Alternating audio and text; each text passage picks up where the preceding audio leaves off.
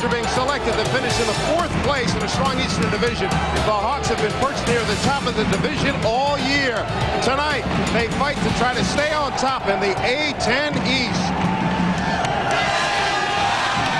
We welcome you, everybody, to Wild and Raucous Alumni Fieldhouse here in Philadelphia. It's UMass taking on Resurgent St. Joe's, number 23. It's the first time the Hawks have been in the top 25 in 24 years. Hi, everybody. Dave Sims along with Larry Conley, and what a game tonight. What an atmosphere. Everything you could want. And we're looking at a UMass team that's had 2 different seasons. Dave, they really have. And I want you to take a look at the Atlantic 10 standings right now as we get in and look at St. Joe's, Massachusetts, Rhode Island, and Temple, all battling for that first position. And a big game tonight, obviously, with Mass and St. Joe's. These messages. Pitch, St. Joe's and UMass. And St. Joe's will get first opportunity. The officials, Donnie Gray, Mike Hitz, and Mike DiStaola. UMass opens up in a man-to-man defense. Here's Damani, first shot. Got to be rebounded by Padilla. That was Duval Simmons, who's battling a groin injury. Actually got the St. Bonaventure game, had to sit out the second half. Not really 100% tonight. Expect UMass to have an advantage on the inside, right, Larry? Yeah, absolutely. Bigger size. Weeks rebounds, taken away by Bay. Nice handle to get out of trouble. Rashid Bay, this is a guard loaded conference here, the Atlantic 10. Got a big shot blocker there by the name of Kettner, who's waiting on him. Damani loses his footing and regains. This game has been built up here in Philly. Some of the kids on campus said this is the biggest game of the century. Rashid Bay off the drive. You know, Tonight, Hawks come in having won 12 of 14, 16 of 19. And when you add in last year, they won 31 of their last 41 games. This is a team that was the runner-up to Nebraska in the NIT last year in New York City. Coming up with 7.5 to go, up by 12. Myers deep 3 again, didn't hit anything. That's St. Joe's. Kettner with 9, and there's a bucket for St. Joe's. Davis with a spin move inside. 6-point game coming up on 30 seconds to go. This has been a joy to be at. 3,200 the capacity. And Larry, I think you're saying there's about 5 in here. That sounds like 15. Stepped out of bounds. No, he didn't. I thought Donnie Gray was going to give a signal the other way. About a 3-second differential. You see it. Padilla from deep. Can't get it. Whistle on the play, and they're going to get Norval for the foul. This meeting, they were actually outscored from the free throw line in Amherst, 18-7. Mass was. St. Joe's shoots a lot of free throws, it seems like, every time they play Mass. St. Joe's 5th in the Atlantic 10 in free throw shooting. Martelli trying to shake that one off. Arthur Davis at the line. He's 76%. He's their leading scorer.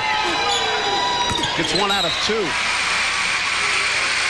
They'll bring Petrovic back in to pick up Arthur Davis. Davis with 8 points. We're going to have Petrovic see if he guards Kettner down here at the other end. 6 seconds. Treviso, real quick pop. See if they can get something happen. Kettner saves it. Tip back by Myers, and 20 minutes complete here at Hawk Hill. Hawks broke a 16-all tie, 12-0 run to get this lead by 7. After the break, ESPN News will update you on everything going on in the world of sports. Cuts. And this time it appears as though the Quakers are on top of that. Yeah, they've gotten some good weak side defense to help get in. And it all starts with pressure on the basketball so they can't find that lane. How about number 2 from Garrett Kreitz? He hasn't done that too much this year, but Crowden executed almost perfectly once again here in the first half. They tossed a, well, I guess you would say perfect first half, kind of dancing all over the Quakers rebound as we're down here 1.5 minutes left in the half. Jordan back to work. Owens finds Langle, fine outside shooter, and there's a 3 for Matt Langle. Pennsylvania. It's a big shot right there. Wyoming had an 8-point lead at halftime, but back came TCU. Greg Sawyer converts a 4-point play. Wyoming has a 9-point lead, but TCU keeps fighting, keeps coming back. Malcolm Johnson had a huge game. 25 points. Hang on, Malcolm. And TCU marches on into the quarterfinal round, 72-61 over Wyoming. So the Wright era is over at Wyoming, and it'll be Billy Tubbs taking on Jerry Tarkanian in the next round, because this afternoon UNLV, Tark's old team, of course, beat Rice 71-61. Digger, that was an important win for Vegas. Very much for Vegas, because they're up north in the northern bracket as we get into the brackets and set up the brackets. And here's the concern. Along with Jason Lawson from the Wildcats, Jeff Bill, guy who's been the heart and soul for one of the best teams not only in our viewing area but also in the country, the nationally ranked St. Joe's Hawks, including the game winner and thriller that we had Saturday here on the Comcast Network against LaSalle. There they are, your co-players of the year, Rashid Bey and Mark Jackson, our all Comcast team. Now when you get 5, they were on top by 11. Tyreek Cameron asking for it inside. Navy just doing a very nice job of getting two screens, staying between the basket and the ball. Slatke kept it alive for Colombo to pluck it out of the air. Walker fouled on his penetration move. We were talking about how he had to keep shooting to keep that confidence up, and it really helped him. Yeah, he knocked in about 3 or 4 threes that afternoon. Ball knocked away by Marquette. It'll belong to DePaul. You know, when you watch kids play in college, you want them to have fun and enjoy the game. There's nothing worse than to see a kid play basketball with his head down and not enjoying the game. You really like to see these young kids have fun. When you get to tournaments, though, it's really business. It sure is. But you can take care of business and have fun. Michael Jordan does it every night out. He has fun more than anybody in the NBA, but he takes care of business. And he doesn't lose much either. Here is a look at Marquette. Here's the first 10 minutes. They were torrential. Levette powering his way, and yes, he got it to go. All 5 starters and 4 reserves have scored for Marquette. They've done it all over the place. And at the end, that won't go for DePaul. Joseph with another rebound in the first half belonged to Marquette. After DePaul jumped out to a 6-0 lead, Mike Dean's team has totally taken over. Joey Meyer will try to figure out what he can do during the intermission. I don't know if there is much, but it's Marquette by 19 at the half. Don Russell will come your way when we return to St. Louis in a minute. Have your footwork squared away before you can get any kind of high-quality shot in the paint. UConn is not a big team, and Voskuhl has been foul prone. Those are 2 of the problems right now. Young and talented, but not that big. What's that phrase? Youth is wasted on the young. Is that how it goes? That's right.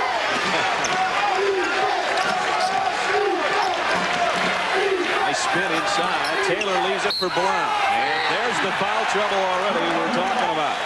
Not only is Mark Brown, I don't know if he goes to the NBA, but he's certainly going to play He's going to play somewhere. At a level above the NCAA. Yeah, he's a good player.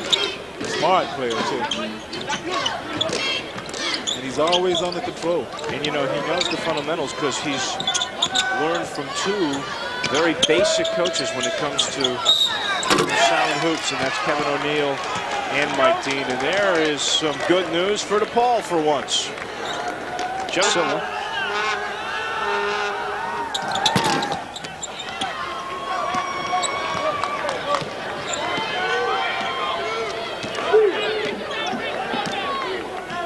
14-32 and ticking down. Marquette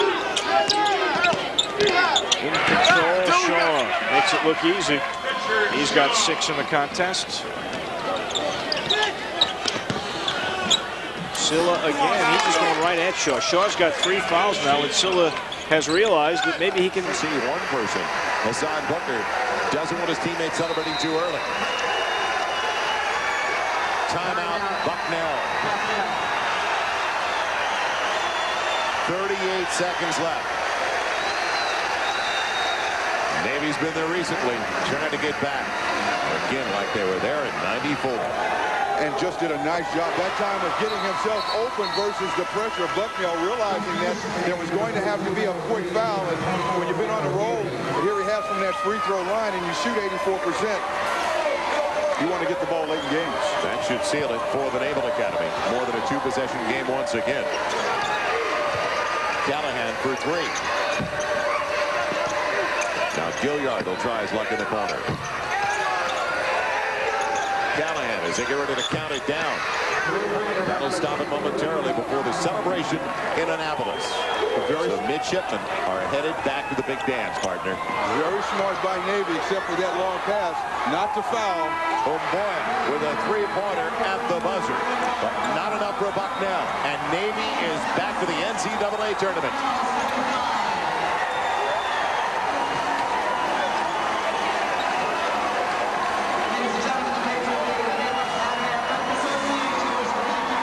Pat Flannery. He thought there was a foul on that three-pointer. He really did. He saw the adjustment that was made in the shot. He immediately jumped up. He wanted a foul call on that play. Look at the last shot because it ends up a one-point ball game. Gordon Mboya jumps up, and you see right there on the side, immediately Coach Flannery was up. It was a very acrobatic play. As we take another look for it, you see Mboya right there. Michael Green, it looks like he challenged just a shot, but certainly Coach Don Navarro told his players, don't foul, don't foul. So a one-point victory for the Naval Academy at home at Alumni Hall. Our final score, Navy 76, Bucknell 75. Stay tuned. Sports Center is coming up next on ESPN. Now for Larry Farmer and our entire ESPN crew, I'm Joel Myers. This has been a presentation of ESPN, the worldwide leader in sports. Thank you for joining us.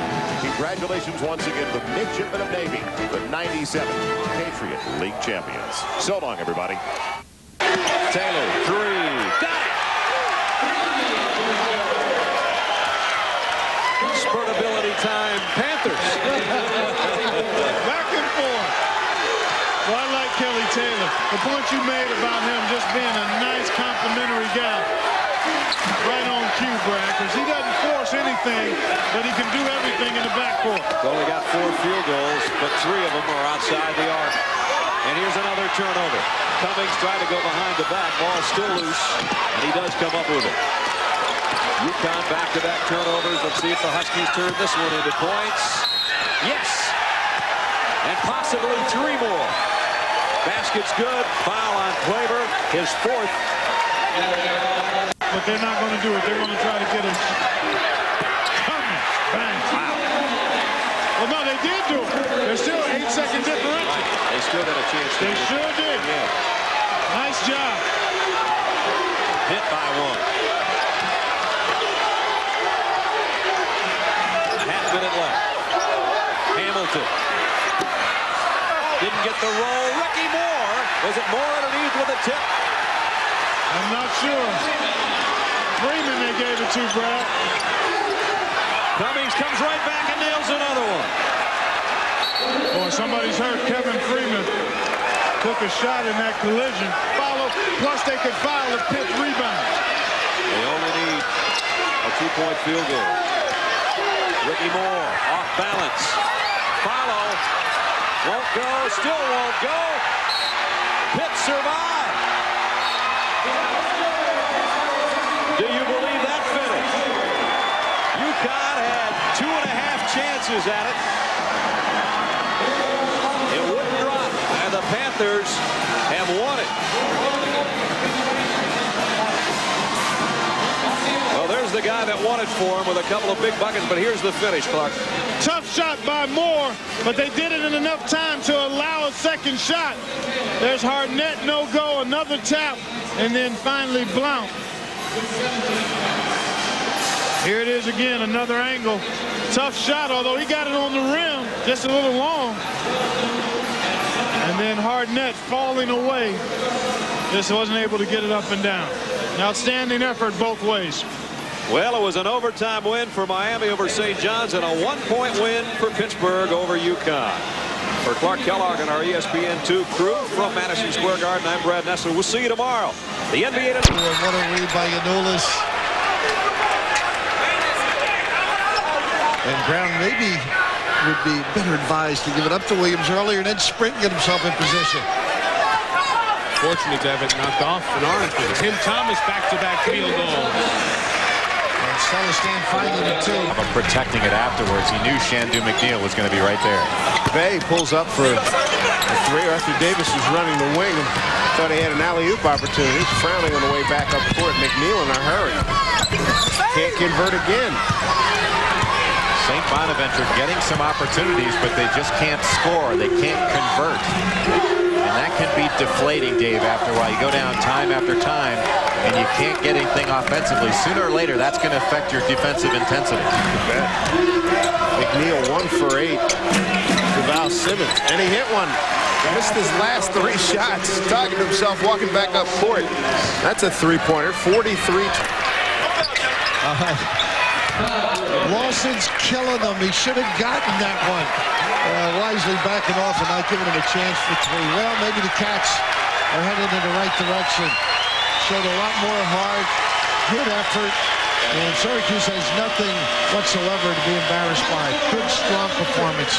The #1 seed Villanova, very solid performance as they beat the 8 seed Syracuse 80-70. And Xavier Temple at 7. 6 seconds to go.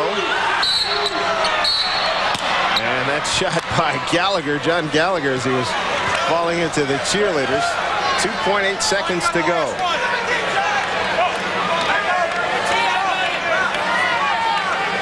Difficult afternoon for Jim Barron and his squad. So there you have it. St. Joe Hawks advance in the A-10 tournament to the semifinals. An impressive 75-59 win over the St. Bonaventure Bucks. 21. Syracuse, on the other hand, might have needed this game. Otis Hill rejecting Tim Thomas, the freshman, and that's going to get the Syracuse Orangemen fired up. Then off the corner game, missed free throw. Thomas grabs it and slams it home. Villanova was up 6 at halftime, and Tim Thomas had 11. Jim Boeheim, though, keeping it close in the second half. Jason Hart, another great freshman, with a drive and the lay-in. Villanova still had the lead, but it was just by 5. But too much, Tim Thomas, inside and outside, knocking down a three-pointer. He had 20 at that point in the game. Jason Lawson finished with 15. Thomas did finish with 20, and Alvin Williams had 15. Ties, 16 lead changes, and now the biggest lead of the second half for Boston College, up by 4.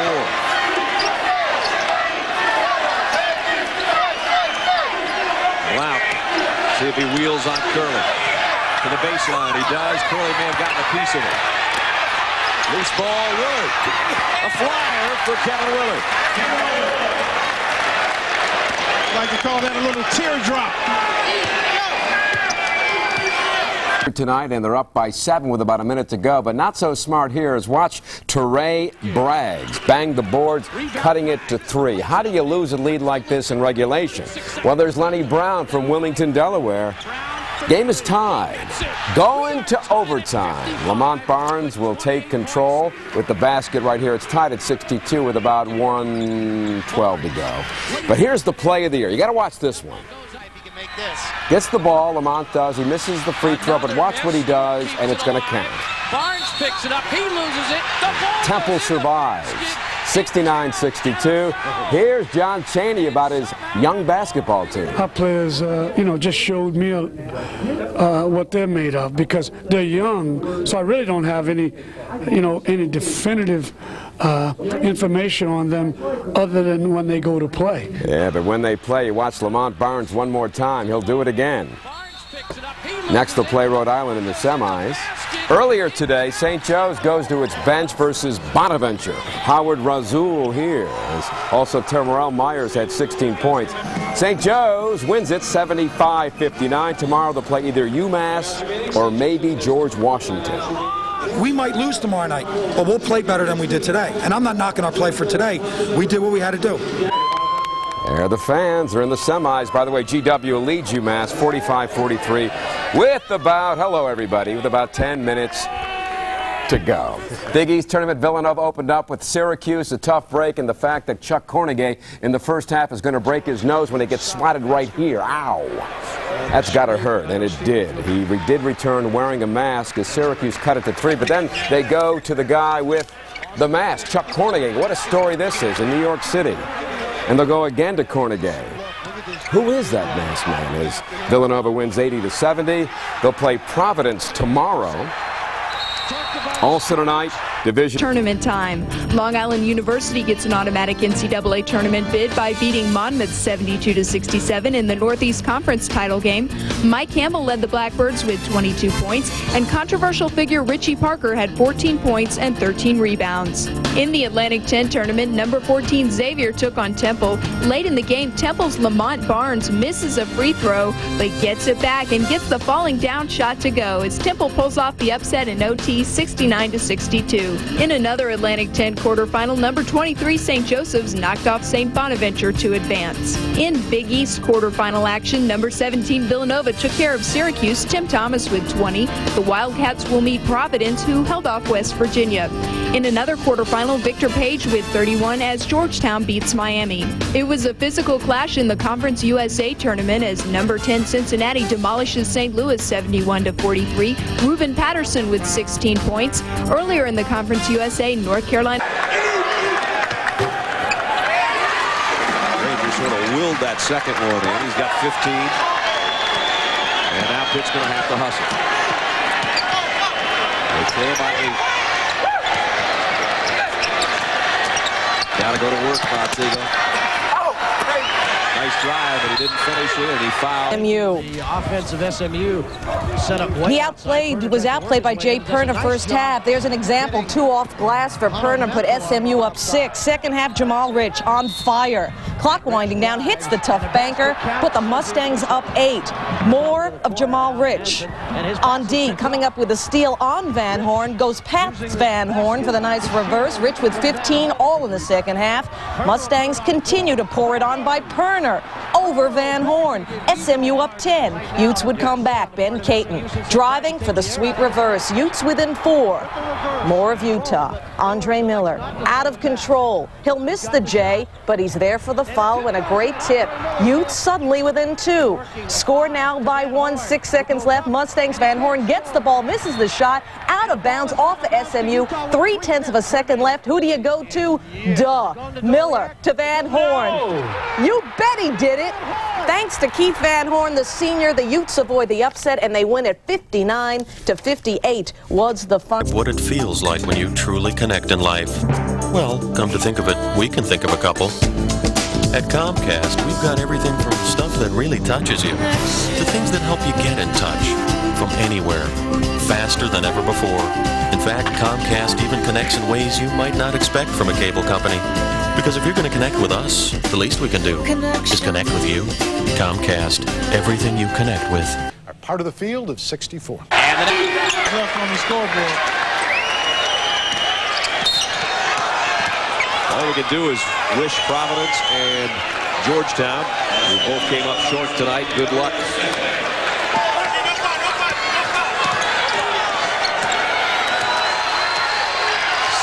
.58 will be the final. Boston College, they led by 14 at halftime, and they win 70-58. That's going to do it for Clark Kellogg and our entire ESPN crew. I'm Brad Nessler saying so long from Madison Square Garden. It's BC and Villanova for the title tomorrow night. Hope you join us in. Put it right back up right here. Jackson with the offensive. Jackson, Temple defense. Lamont Barnes with the block. Gets the ball. Pepe back to Barnes.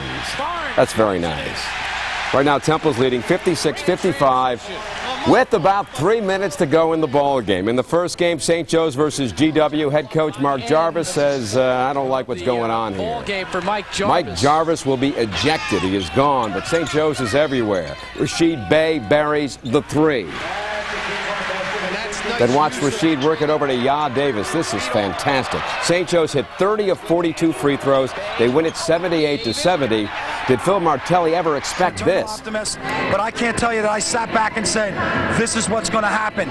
I'm delighted to have 23 wins. My concern is that tomorrow night we're going to play one of these teams, and 3 of our losses are warming up now. Could be Temple, could be Rhode Island tomorrow night for St. Joe's, but they are in the Atlantic 10 Finals. Big East semifinal, Villanova versus Providence tonight. When it was crunch time tonight, it was time for one guy. His name is Tim Thomas, the freshman. Whenever they needed a basket, you'll watch this here, they'll go inside for Tim Thomas. He ended up with 21 points in the ball game. I guess he's no longer a freshman. This guy is something else. This is coming of age. Villanova heads into the Big East Finals with a 10-point win. 73-63. Tim Thomas tonight plays the Garden and then some. And that'll do it. Now in the other semifinal, BC is up 7 side to Joe Linderman. They're going to cut it to 2 with that much to go, but then Myers will be stuffed. Jeff tries the drive, but not against these guys. Here they go again, going over to Joey Beard. And so it ends for Drexel as they lose 68-61 on the Drexel campus. Broken bow and 3 guys from Rhode Island went between his legs, got into the middle of the defense, and the soft touch. Philadelphia playground move by Brokenborough. A minute 15 left. Temple with 4 straight points to tie it. Murphy got it. 2-point lead for the Rams. And Preston Murphy answers right back. What, 6 seconds? 6-second differential between the game clock and the shot clock. I don't know if it's a good idea, not foul. Wheeler. Shot clock down to 12. Now 10. Wheeler penetrates, dishes. Haribabu misses. Rebound Dean. He puts it up and in. 8 seconds to play. And Rhode Island up by 3. Timeout. Sanchez gets it across to Leonard Stewart. He's got to shoot it. His fall away is no good. And Rhode Island wins the ball game. Leonard Stewart didn't realize his team was down 3. They needed a 3-point opportunity. He took it all the way into a 2-point situation. And even if he made it, they weren't going to tie Rhode Island. So Reynolds Dean, instead of taking the ball back outside, he put it up, he made the basket. Temple still had a timeout left, didn't use the timeout, came down the court, and Leonard Stewart never even got off a 3-point attempt. Right, and it was just a reaction move from Reynolds Dean, who did an excellent job at the end of the game in the overtime on the offensive glass. He basically won the game for Rhode Island by staying active inside. But here they still have a timeout. They elect not to go for it, and they get a good shot here. Leonard Stewart goes past the white line, which is a 3-point line. Now he's in trouble. And so the Rhode Island Rams beat the Owls for the 3rd time this year. And they have earned a ticket to the championship game of the Atlantic 10 tournament tomorrow night against the St. Joe's Hawks. And they still show 1 tick on the clock. But this one has been called officially over. And Rhode Island prevails in overtime. Plenty in the first half. Coutinho Mobley, alley-oop for University of Rhode Island. St. Joe's Arthur Davis gets fouled and hits the prayer. And then Mobley again comes out of nowhere for the dunk. We're tied at 21, but St. Joe's Robert Haskin comes right back with a slam. Halftime, St. Joe's up 28-25. 25 seconds left. St. Joe's, Javal Simmons with the floater. St. Joe's coach Phil Martelli crying. He's so happy. Yes, St. Joe's continues their streak. Receives the NCAA bid. Boy, have they been red hot. Could be a real Cinderella story going into the NCAA fight. Play a little angry. Now Tim Thomas, that would help. His first field goal of the second half.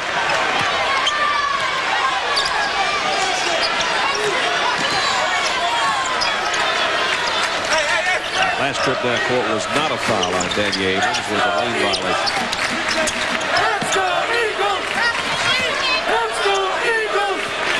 Danier had a notion, goes to the paint, leaves it. Devin Thomas gives it right back to him. Danier made on the floor.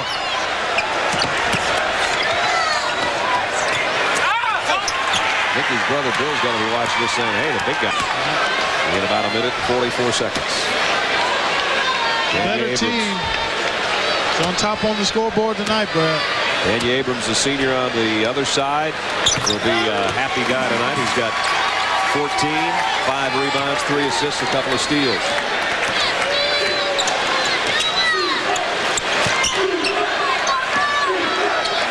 wouldn't want to play this club in the NCAA. I wouldn't really want to play either one of them. That's right. That's exactly right. Basically runs Madison Square Garden. She helps us all the time immensely. She even helped me out on whatever virus I've had all week. Between her and the Syracuse team doctor, I feel good. I think Boston College feels better. They're the Big East tournament champions. That smile tells it all. 70-58 BC.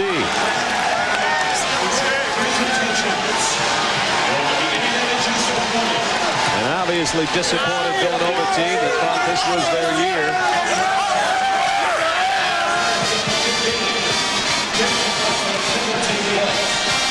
It can just overwhelm you. Yeah, word of thanks. Excitement now, exuberance. No greater feeling than to be part of a championship club. BC dominated from the get-go. They were up by 12 at halftime, and they go on to lead by as many as 23, and they win it by 12. They go to 21-8 overall on the season, and Villanova will drop to 23-9, and both on their way to the NCAA tournament. Just a matter of where and how high their seed will be. This win for Boston College definitely upped their ante a little bit. There's your MVP. I told you Scooney might pen his name down, and he has. 41 points, 15 assists, and he is the tournament's most valuable player. Boston College wins the Big East Championship at Madison Square Garden, 70-58. For Clark Kellogg and our ESPN crew, Brad Nessler, thanking you for being with us all week from the Garden. This has been a presentation of ESPN, the worldwide leader in sports, as we send it to Chris Fowler. Brad, thank you. From some jubilant Eagles to the man who's been at the center of the celebration the last couple nights for Utah. All-American Keith Van Horn and the Utes coming up against New Mexico. Keith Van Horn will come up with the ball for the second consecutive night. The All-American hits the shot to win the game.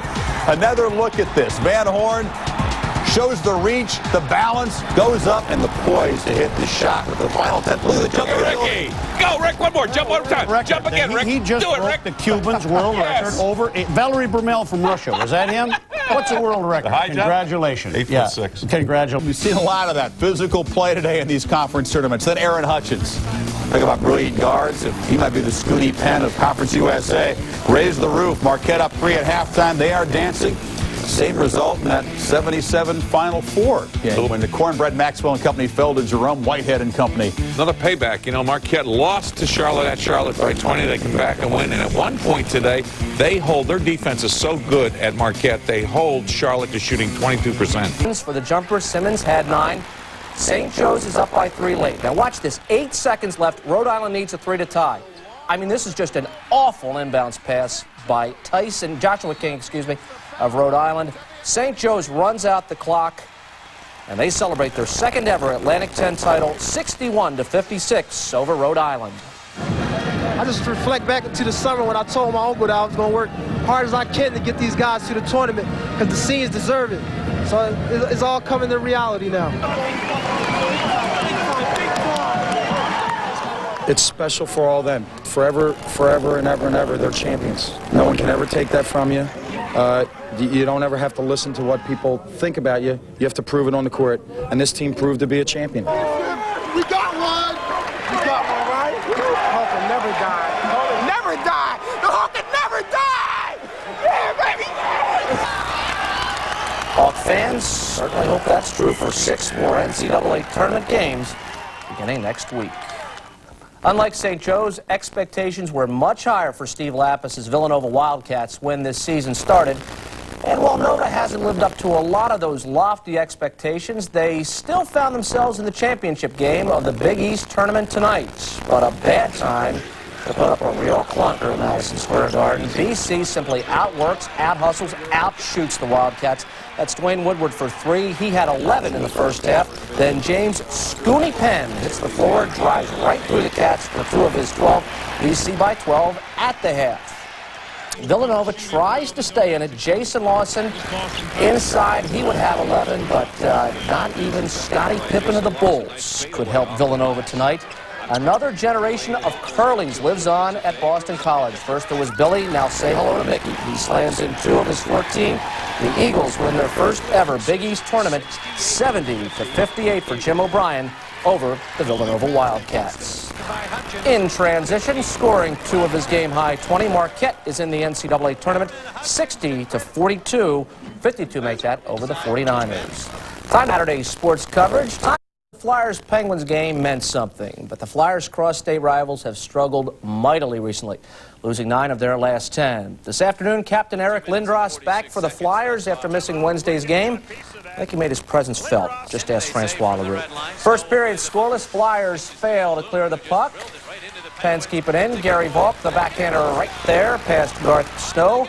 It is 1-0 Pittsburgh. Second period, Vaclav Krospel playing in just his second NHL game. 20 seconds in, he will tie it at a goal apiece. Still in the second period, here comes Vaclav Krospel again, beating Kenny Reggett 2-1 Flyers after 2. Third period, Pittsburgh on the power play, down a goal. Mario Lemieux, the slap shot, tipped in by Glenn Murray. The assist to Lemieux, his 100th point of the season. We go to overtime, tied at 2. Overtime doesn't last long. Ronnie Francis will feed Frederick Olason right there for the game winner. Penguins win it 3-2 for the Flyers, their first overtime loss this season. For New Pens coach Craig Patrick, his first win. It is a long trip in many ways. They have made it from Hawk Hill to the mountains of Salt Lake City. But Phil Martelli says he misses the comforts of City Avenue. And I keep looking around for Larry's or a place to get a cheesesteak. We haven't found that either, but we found a basketball court and we're going to play a game here. The Hawks practice for the 3rd time in Salt Lake since arriving last night. By tomorrow, they hope to be acclimated to this thin mountain air. It's hard to breathe up here. My ears was popping on the way to this gym also. But we here, we got to play the game. No time for excuses. Freshman Ya Davis gets the assignment of guarding Pacific's top player, number 22, Mark Bolter. This guy hits at 46% from behind the arc. Every time he touched the ball, I have to be there and make him put the ball on the floor because they said they don't really like to put the ball on the floor that much. So, you know, I've guarded, got better guys than that. Courage, aggression, and passion. That's the game plan for the Hawks tomorrow as they make their first NCAA appearance in 11 years. I'm Scott Palmer, Channel 6 Action News with the St. Joe Hawks in Salt Lake City, Utah. And then to Winston-Salem with the Villanova Wildcats, and here's Jack Brayboy. The Wildcats hit the court for practice in Winston-Salem. They did not have Carolina on their minds. Instead, their focus, the Blackbirds of Long Island University. Nova comes into this matchup with a distinct size advantage, and they hope to dictate the tempo of tomorrow's game. It's a game of wills and who's able to, impose their will on who. They might have a quickness advantage. We might have a height advantage. And after watching Villanova's opponent, LIU, run up and down the court during practice, you can see why those guys average over 90 points a game. LIU features the much-publicized Richie Parker and Charles Jones, the nation's leading scorer. You pretty much try to dictate the tempo in terms of doing what you do better. Yeah, that's what we do every game. We try to control the tempo. We try to play our style of play, which is run and gun. We trying to outscore them. We're trying to make this game fun and win at the same time. We're just looking to go out and try to counter that with ball handling and attacking the pressure and taking care of the ball. On the road with the Villanova Wildcats, I'm Jack Brayboy, Channel 6 Action News in Winston-Salem, North Carolina. And in the NIT tonight, one final. Anthony Parker with 15 it is over for Drexel. They lost. Jason Lawson the bucket and foul to spark an 8-0 run to end the first half. Put the Cats up by 5. Nova came out after the break, hit another gear. John Celestin knocked down a long one as the Cats went on a 27-1 blitz to blow out to a 14-point lead. LIU needed a miracle. Off the block shot, it's basketball on the run, ending in the air with Jones. But Villanova always had an answer, and when the Cats weren't running, they were bombing and hitting. Celestin with fire in the hole. Villanova was too strong for the Blackbirds as the teams combined to take 167 shots and score 192 points. But it was the Wildcats who gave LIU a lesson in up-tempo basketball and how to attack the hoop. To 1 versus Pacific, but then Rashid Bey has a three-pointer right here from the top of the key. They had trouble with a technical on Terrell Myers, but Ya Davis will respond with his three here. He had 19, then Bey buries another. He had 22. They're up by 8. That's the ball game, 75-65, St. Joe's. Here is Scott Palmer afterwards. Great work! Woo! If you were worried the Hawks might crack under NCAA tournament pressure, rest assured their coach was not. Well, Arthur and Rashid have played pickup games where people on the sideline were armed. You know what I mean? Like, there's no doubt about it that they were armed. So these guys have been through tough situations. Rashid, did you expect to be the offensive power that you were in this game? A lot of times I just found myself wide open, so I just stepped up and took the shots. Sometimes when my teammates couldn't hit and we got into a little drought, I felt as though as a point guard I got to step up and take the big shot. Freshman Ya Davis sparked the Hawks, scoring 17 of his 19 in the second half when Pacific closed in. I just settled down in the second half and started taking shots that was presented to me, and coach told me, keep shooting, and that it would eventually start falling, and that's what it did. Bill Martelli's Hawks now have a 9-game winning streak, and as the coach was walking off the court, one St. Joe's fan yelled, "Hey Phil, 5 more and we win it all." That next one comes up Saturday against Boston College. I'm Scott Palmer, standing in front of what they're now calling Hawk Mountain with the St. Joe's Hawks in Salt Lake City. And in the East, Villanova versus those Blackbirds of Long Island. Their second half power surge has Tim Thomas with the miss, but TJ Cowett will score. Wildcats go inside to Jason Lawson. This guy had 21 points today. Villanova's on a 19-1 run. Finally, Tim Thomas, who had 28 points, and you can start singing Bye Bye Blackbirds. 101-91. Jack Brayboy with Tim Thomas in the locker room. In the second half, we knew what they was doing. We just had to go out there, take our time, and move the ball. And once we did that, we had a lot of layups. We played a real good game. We shot well from the field. If it wasn't for the tournament, we would probably won by about 30 points. It is a smiling Steve Lapis tonight. Also in the East, Princeton versus California. Tigers down by 3. Do have the ball with one shot. They're going to try for the tie. They go to Gabe Lewellis, and it is blocked. They lose 55-52. Lewellis says, just being here, not good enough this time around. We want to come in and we want to win games. And right now it's not a good feeling losing the first round. They are done. Villanova can sing California, Here They Come. They'll play those Golden Baker Bears on Saturday. Temple plays tomorrow versus Mississippi. A preview tonight from Phil Andrews in Kansas City. He has his Temple Owls in the NCAA tournament for the 8th year in a row. As a matter of fact, only North Carolina, Arizona, Indiana, and UCLA have more consecutive trips. As for Mississippi, well, this is only the second trip to the big dance for the Rebs in school history. My team, these guys on my team have never been here. I don't think that every one of John's kids have been here. I don't know, but it'll be different for everybody. Perhaps there'll be a little bit more pressure on them because they're supposed to win.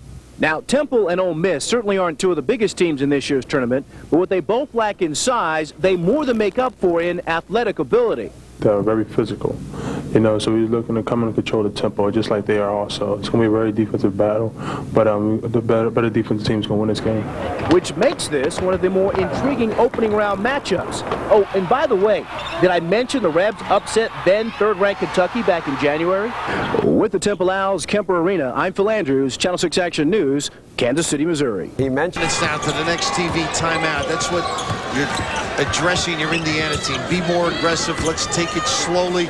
See if you can climb out of this lethargic performance. That doesn't help as Edmond started the game with 1 and continue to have a real solid offensive game. Averages 12.5 a game.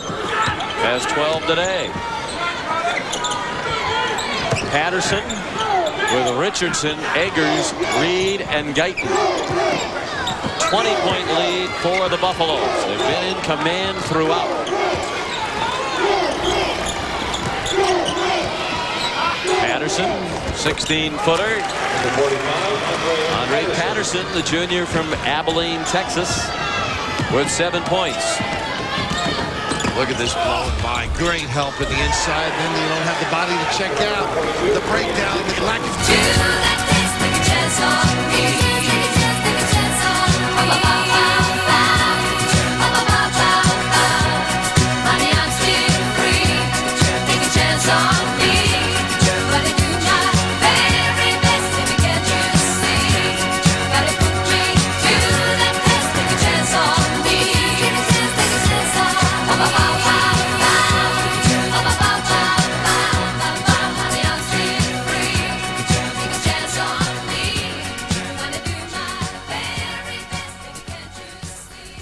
You got to treat her like a lady, she give in to you.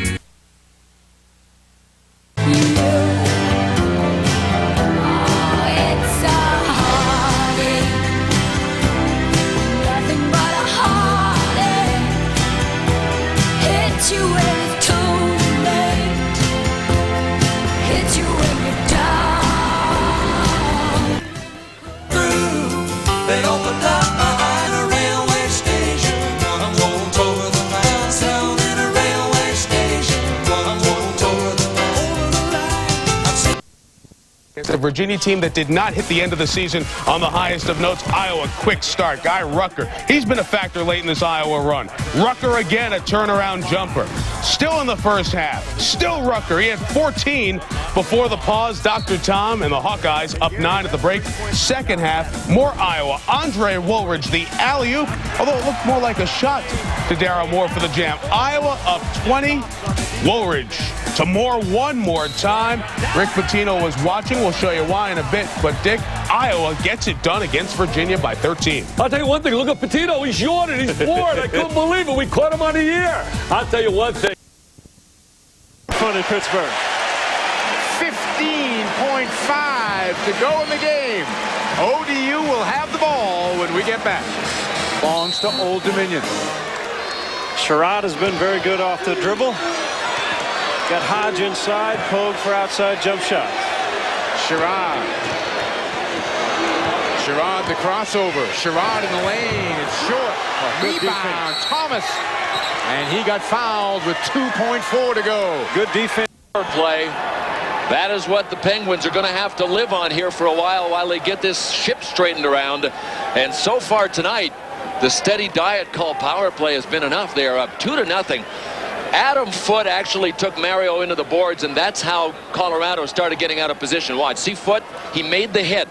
Then Gusarov went to the near corner to try to get Olesen when he went in, and that left nobody in front with Ronnie Francis. And neither one of the forwards, Mike Keane or Stefan Yell, went back in. See Foote, Adam Foote, instead of dropping back, went for his man. Nobody dropped back. Mike Keane didn't switch with Adam Foote. 25 and 26 in white were standing out. And that was perfect for Ronnie Francis. His 22nd goal of the season, first in 13 games for him, comes at a minute 30. First goal since February 12 against the Islanders, and Ron Francis on the power play gives the Pens the 2-0 lead, and they are 2 for 2 on the power play against the best penalty killing unit in the National Hockey League this year, that came into this game tied for the all-time best number in killing penalties in NHL history. That'll be touched back up behind the net. Bill, if Mark Crawford was Woolley, Pittsburgh clears the zone. They've got 37 left in the advantage. Francis has the other goal. Mario Lemieux in front, tip, save, rebound, Murray wide. Stick was picked up from behind by Sylvain Lefebvre. Olesen drops it off Ronnie Francis. Good pass in the middle. Shot there. That one goes wide of the net by Woolley. Woolley's playing the middle now. There he is. Lemieux, the one-timer, missed it on the short side. Olesen held it into. That gets the Louisville contingent on their feet. 22-17, 5-point game. Travieso, Weeks. Tyrone is having himself a night. Sakic takes it himself just over the head of Kenny Regan. A great wrist shot. Ozolinsh back in the middle. Sakic got his man down. Sakic shot. He scores! Power play goal with 11 seconds left. Ties it up at 3. 24 points for the Owls.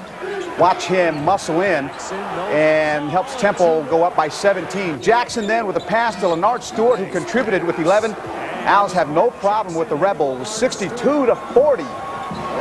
From the early going, I seen they wasn't doubling. They was just playing me one-on-one from the beginning, so I decided to take advantage of that. Leonard Stewart is not a great shooter, but on the floor, our offense works a lot better when he's on the floor.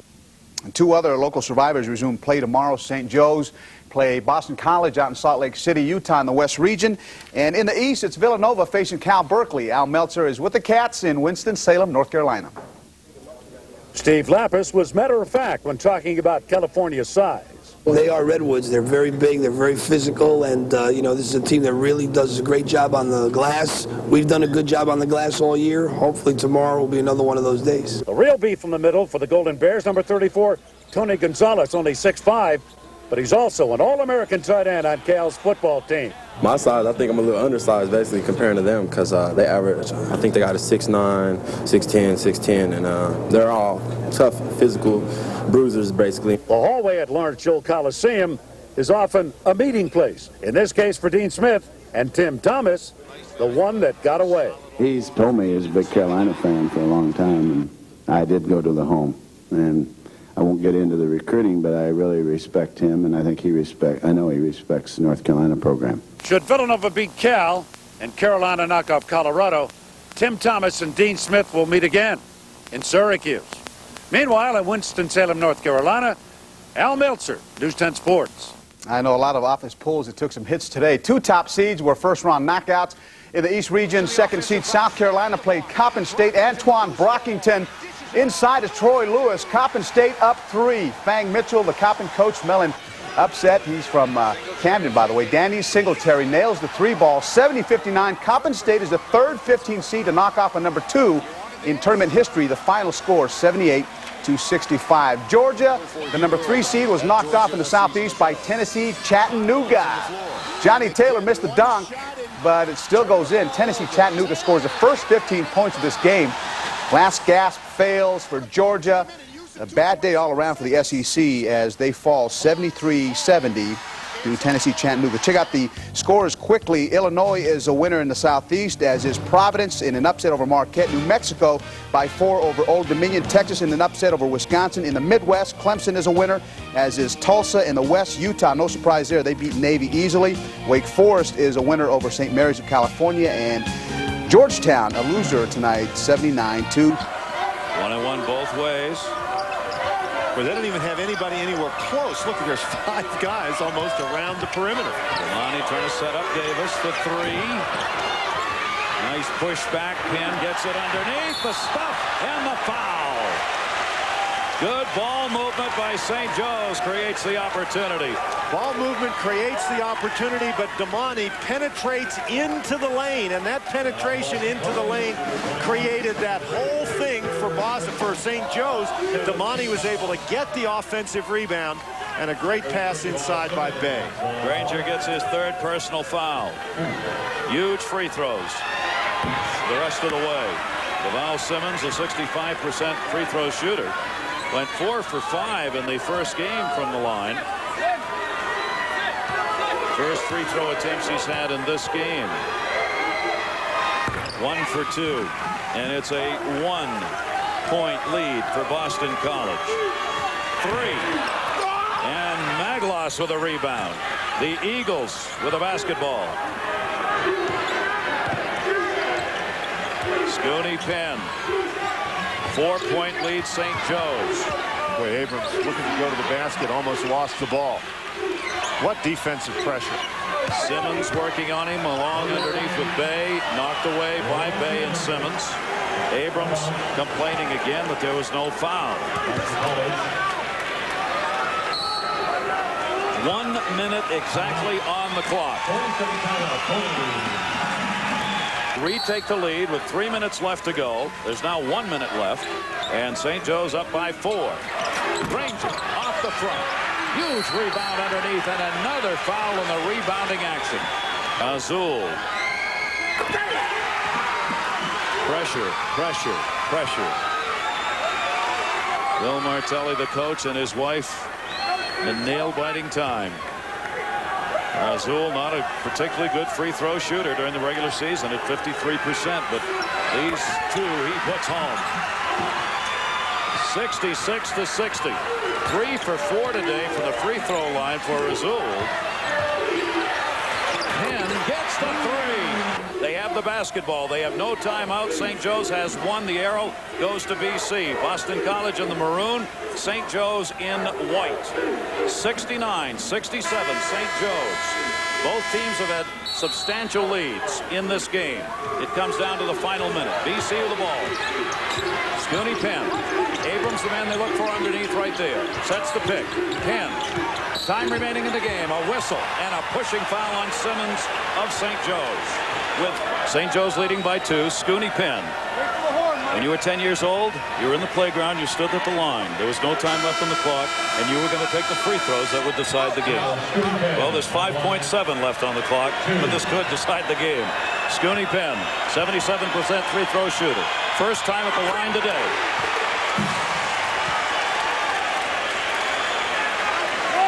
Now, no timeouts for St. Joe's, and so they talked about what they want to do if he makes both free throws. Still plenty of time for St. Joe's to get a shot. To tie. 69-69. Bay almost lost it at the buzzer. No good. And is 2 for 3 from the line. And add another. 39.8 seconds left to go. Abrams back in. Woodward, Boston College with the ball, but they are down by 4. Woodward, an outside shooter along with that man right there, Penn. Woodward. Cut off. Dish to Abrams. Couldn't control. Great steal, Myers. Myers will be fouled. And with 24 seconds left to go, Boston College, against a tough defense of St. Joe's, turns it over. 18 for 28 from the free throw line. Terrell Myers for St. Joe's knocks it home. 77-72, St. Joe's on top. Knocked away and out of bounds. Big effort over here by Razul. Boston College will play it in backcourt. Both coaches up and shouting out instructions. 23.4 left in the overtime. Woodward gets it into Abrams. BC's got to hustle it up here. Great job. Great defensive job by St. Joe. And gets it in the corner. Magloss in the lane. He got fouled by Myers. 14.1 seconds left. That one no good. Tapped away to the near side. Davis saves it in. No, he was out of bounds. That's Granger for 3. Oh, yes! Coming in, and he makes it. He now has 20 points. Bay has 20 in the game.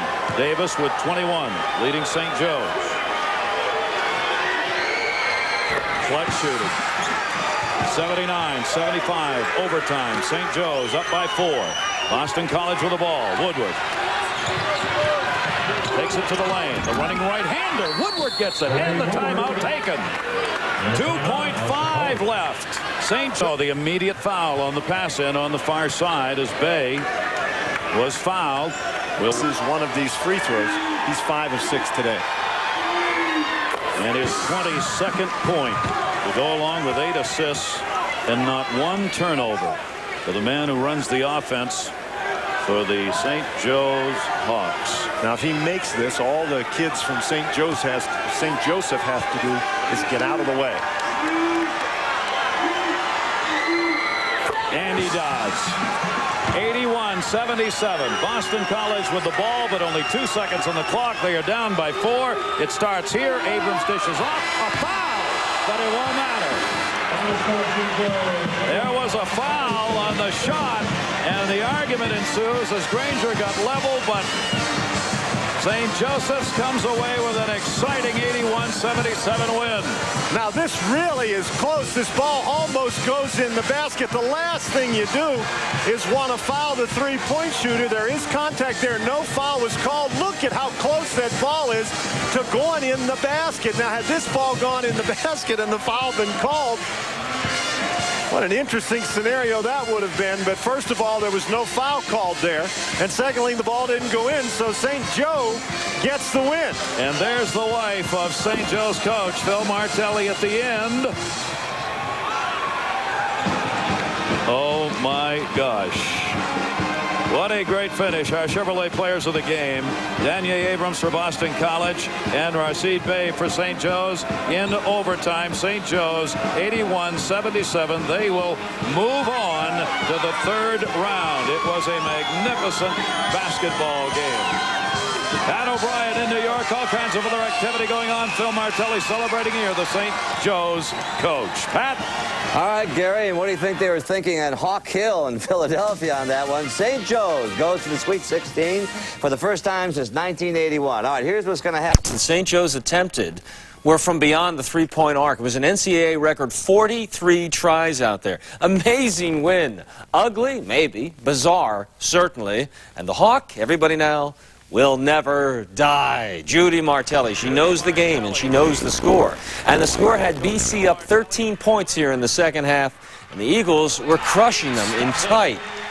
But St. Joe's continues to fire away like the OK Corral. And a huge 3 from Rashid Bey brings it within 5. Terrell Myers gets fired, within 2. Then Myers gives the Hawks the lead at 62-60. Less than a minute left. Hawks up 6. Scooty Penn for BC makes it a 3-point game. Hawks were up by 2 now. Chance to ice it at the line. Jan Davis missed 3 of 4 and 2 in a row. BC tied it at the line. Bay with a chance to win it at the buzzer. Almost loses it and then almost makes it. But nope. OT. Tied at 6. Oh, I know, honey. Time for another Tums. Overtime. Rashid Bay with a 3. 75-71 Hawks lead. He had their only 2 field goals in overtime. Up 4, they almost blew it. BC almost hit a 3-pointer and got a foul, but got neither. Hawks win it 81-77 in overtime. Neil Hartman has more on this wild ride with the Hawks. St. Joseph. He ain't finished, man. We're trying to keep playing, man.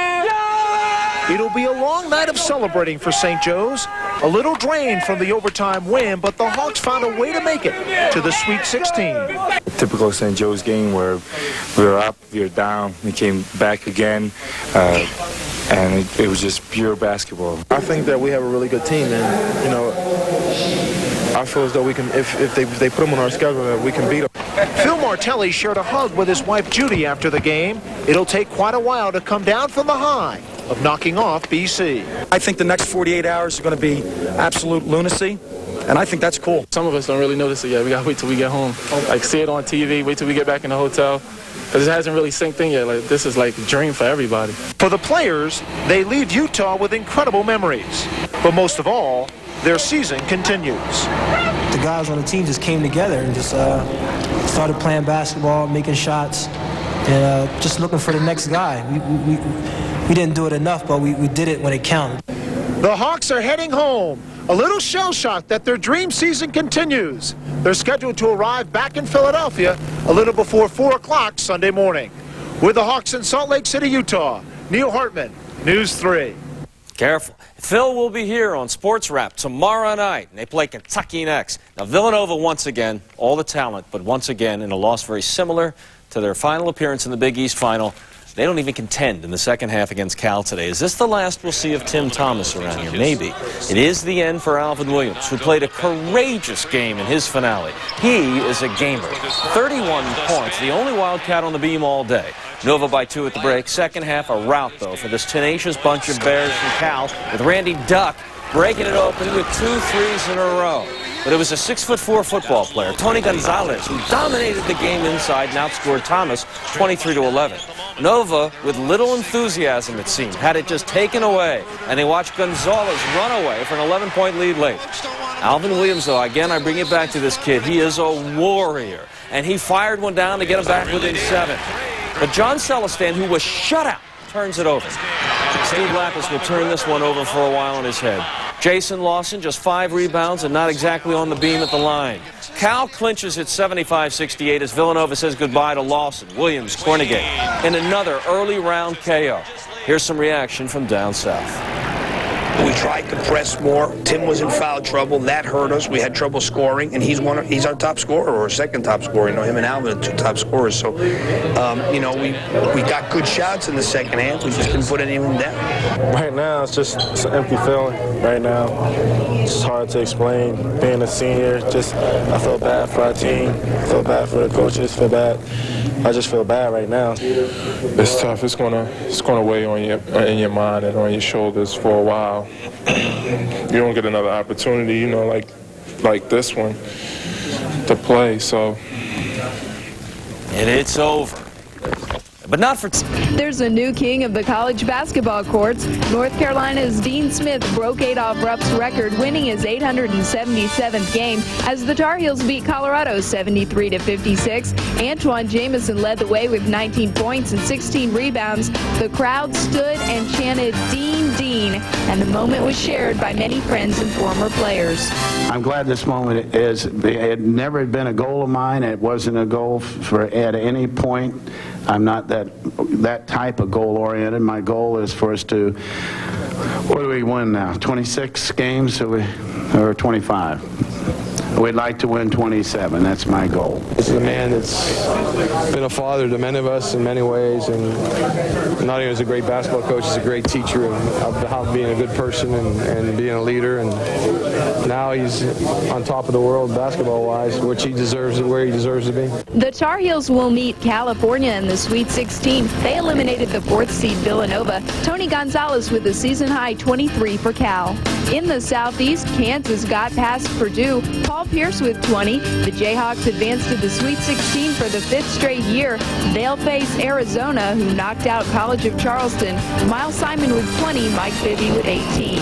In the Midwest, the number 6 seed Iowa State upset the number 3 seed Cincinnati. Kenny Pratt led the way with 21. The Bearcats had a chance to win, but the shot went off the rim. Iowa State wins it 66-67. They'll play UCLA, who handled Xavier. Charles O'Bannon with 28. And in the West, it was St. Joseph's and Boston College in an overtime classic. St. Joseph's Rasheed Bey barely missed the shot to win the game, but he took over in OT.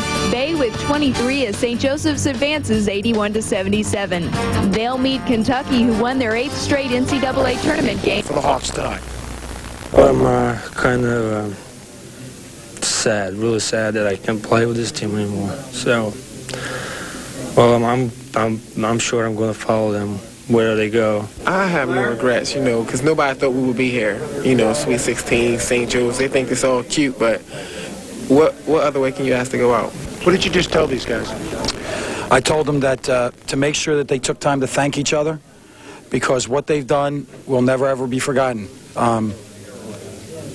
They're special, individually and collectively, and I thank them for all the people that had the opportunity to be a part of it.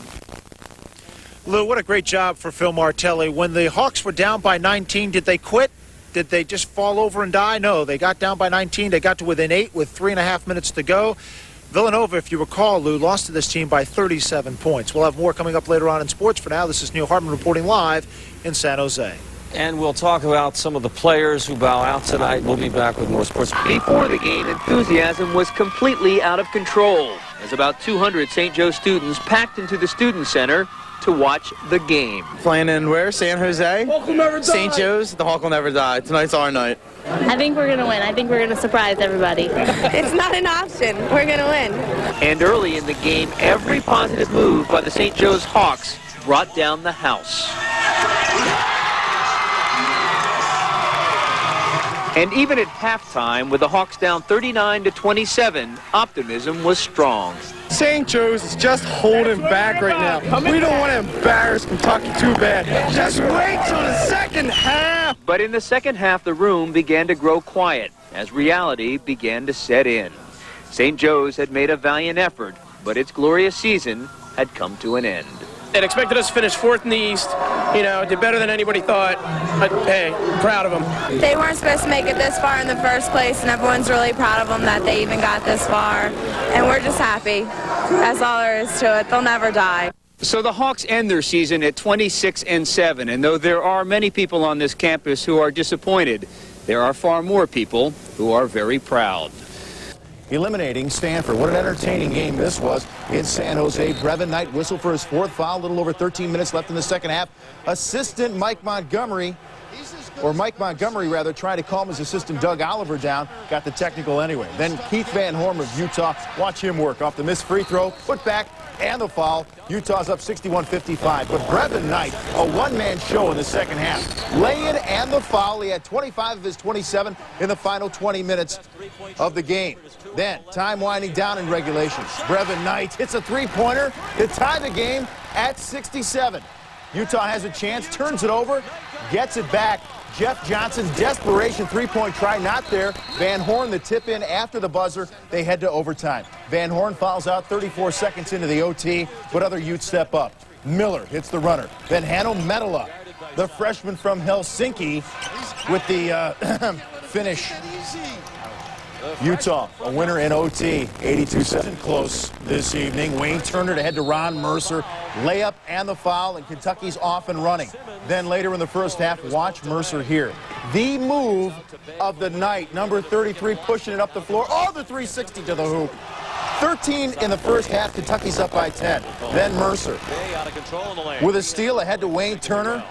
That's the lay-in. 41-27 Kentucky in the second half. Now pulling away. Phil Martelli. It's not going to happen. Good feed from Nazir Mohammed to Wayne Turner. Baseline lay-in and one. And Kentucky looking strong, 83-68. So we boo-hooed Kentucky because of injuries to guards Derek Anderson and Allen Edwards, but the Cats are deeper than James Earl Jones's voice. Mercer and Mills, 19 apiece for the Cats. Wayne Turner, 16 and 6 assists. Kentucky swarms St. Joe, and they're in the Elite Eight for the fifth. 5 dozen at the break. That's not unbeatable, as you know. They were down 13 to BC. Yaw Davis, who missed a lot of the first half, tries to fire up the Hawks. 41-29 Kentucky. Then Patino with some fire of his own, and the Cats start shooting again. Padgett and then Mills firing down the tray. Mills had 19. It's a 17-point spread for the Cats. Never say die. The Hawks don't. Davis cuts it to 9 with a 3. Rashid Bey cuts it to 8 with a 3. But that was it, as close as they got. Kentucky closes it out and ends the Hawks season. 83-68 was the final. Neil Hartman came out on top. Outwit by Clemson, 90-84. Bobby Jackson dropped in 36 points. He had 5 in the second OT, including a jumper with 42 seconds left. The Golden Gophers earning the right to face UCLA as Cameron Dollar goes the length of the floor and hits a 4-footer as the Bruins pull off by 74-73. Neutralize it, doesn't score much, more of a body, a banger down low. It's going up. Jacobson. Lindsey Lewis quickly up for Charles Thomas. He hits. 46-39. The 2 UCLA did not get, the 2 Minnesota did get was huge. 7-point game. Watched by Charles Thomas. Picks up Bailey. Bailey lost his balance. Got the pass off to O'Bannon. And gorgeous shot. Charlie, my man. 17 for him. 48-39. He's playing at the next level. Lewis, number 20. Charles Thomas. Gordon with a 3-point try, got his own rebound. Quincy Lewis. And Lewis lays it in. And Jose, early in the game, the jumper by Keith Van Horn. He's the star for Utah. He only had 15 points. That's not his game. Nice pass right here by Jared Prickett. And Kentucky, down in the first half, takes a 12-point lead, and then they kind of pour it on. Ron Mercer, he's going in the draft as an underclassman. He had 21. Kentucky wins it 72-59. Minnesota also at the dance. Let's go to San Antonio. They won today against UCLA, and UCLA just flat out blew it. They steal the pass here. UCLA in dark. Nice pass. Watch the alley-oop. Toby Bailey, who played on a national championship team 2 years ago as a freshman. But Minnesota came back from a 10-point second-half lead. The jam right there by Charles Thomas. John Thomas, actually. And then Charles Thomas gets the pass. And that's it. Minnesota wins it 80-72. It was a long and emotional ride for first-year UCLA coach of the day. That's a fair ball. Oh, yes, that nice little Hooters girl decided it was the fans. You can't blame it on blonde. She wasn't blonde. Phillies lose it 9-7. Every week. An hour earlier today, and now wind chills are in the 20s, so it's feeling like winter. Let's give you a reminder now. This was all from this front that passed through by mid-morning. Sunshine, although definitely on the cool side. Lunar eclipse, kind of a 27 tomorrow. Lots of sunshine, but it's going to feel like winter. 44 for. He's chatting with this beautiful young lady here in Florida. Phil's taking on the Indians today. There's a shot ripped down third, and Greg says it's fair ball, but the ball girl, what did she do? She stops and throws it into the stands. Yes, she was embarrassed, and, well, what the heck? It's only spring training. The Phils lost the game 9-7 to the Indians.